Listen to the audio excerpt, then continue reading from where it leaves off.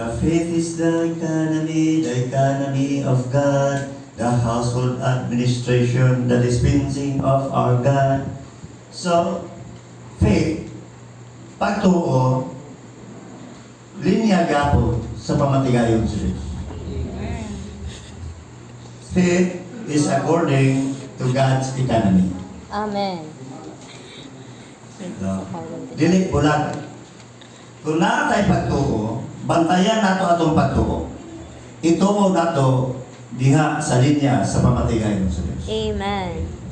Naa sa pagtuo, ang atong paglaom napod sa pagtuo. Ang iglesia, sudlanan man siya sa kinabuhi sa Diyos. Amen. Lawas man ni Kristo sa ang kinabuhi ani si Kristo. Amen. Yan sa unang Pedro 3, gianak ta pag-usap anang kinabuhian. Amen. Yan naa ng kinabuhian ang atong paglaom. Na sa kinahanglan ang pinga nato atong pagtuo sumala sa pamatigayon sa Dios. Amen. Kailangan focus. No, di na tayo focus pagdaing mga butang.